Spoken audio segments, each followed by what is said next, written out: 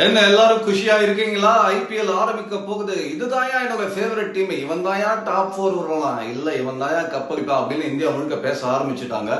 இந்த பதிவுல நான் பேச போற விஷயம் என்ன பாத்தீங்கன்னா, என்னோட ஃபேவரட் கேப்டன், அது தவிர என்னோட ஆர்வத்தை தூண்டுகிற சில கேப்டன்ஸ். அவங்கள யாருன்றது பாத்திரலாம் சகோ. என்னோட ஃபேவரட் யாருன்னு பாத்தீங்கன்னா ஆப்வியஸ்லி பேட் கமின்ஸ்ங்க. அதற்கு காரணம் பாத்தீங்கன்னா ரெட் பால்ல ஐசிசி டிராஃபி கேப்டனா வின் பண்ணிருக்காரு, ஒயிட் பால்லயும் ஐசிசி டிராஃபி கேப்டனா வின் பண்ணிருக்காரு. அவங்க ஊர்லயும் அட்டகாசமா கேப்டன்ஷிப் பண்றாரு. நம்ம ஊர்ல வந்தாலும் டிஃபிகல்ட் கண்டிஷன்ஸ் அப்படின்ற போது அந்த சேலஞ்சை எதிர்கொண்டு சூப்பரா ஒரு வியூகம் வகிச்சு அற்புதமான கேப்டன்ஷிப் பண்ணிட்டு இருக்காரு பேட் கமின்ஸ் அப்படின்றதுனால இந்த ஐபிஎல் என்ன பொறுத்த வரைக்கும் அவர் தான் ஒரு ஃபேவரட் கேப்டனா தொடங்குவாரு. இன்னொரு விஷயம் சகோ, இந்த எல்லா டீம்ஸுமே பாத்தீங்கன்னா ஒரே ஒரு ஃபாரின் பிளேயர் தான் கேப்டனா இருக்காரு. அது யாரும் பாத்தீங்கன்னா பேட் கமின்ஸ். என்ன பொறுத்த வரைக்கும் அவர் எந்த பிரான்ச்சைசிக்கு போயிருந்தாலுமே அந்த பிரான்ச்சைசிக்கு அவர் கேப்டன் பண்ணிருப்பாரு அப்படின்ற அளவுக்கு ஒரு ரெஸ்பெக்ட்ஃபுல் கேப்டனா மாறிட்டார் அப்படின்றதால என்னோட ஃபேவரட் கேப்டன் பேட் கமின்ஸ். எனது ஆர்வத்தை தூண்டுகிற அந்த கேப்டன்ஸ்லாம் யாருன்னு முதல்ல பார்க்கலாம். எதனால அந்த ஆர்வம் அப்படின்றது நான் சொல்றேன். முதல்ல பாத்தீங்கன்னா சுப்மன் கில்.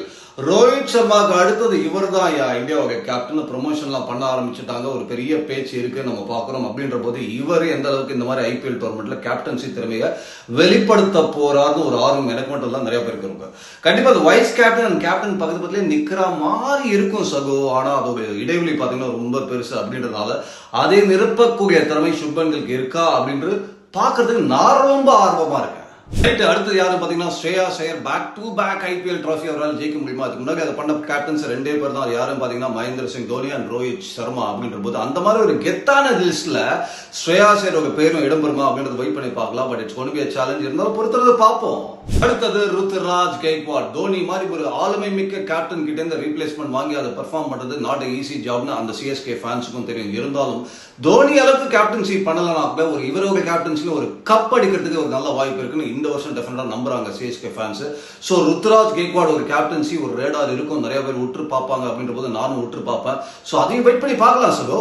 அடுத்தது ஹார்திக் பாண்டியா. அது எல்லாமே பார்த்தோம் போன வருஷம் என்னெல்லாம் நடந்தது, என்னெல்லாம் வந்து ரசிகர் ஃபேன்ஸ் எவ்வளவு அப்செட்டா இருந்தாங்க. ரோஹித் சர்மா மாதிரி ஒரு ஆளுமை மிக்க கேப்டன் நீக்கி மும்பை இந்தியன்ஸ் ஹார்திக் பாண்டியா எடுத்துன்னு வந்தாங்க அப்படின்றதெல்லாம் அவன் பார்த்தோம்.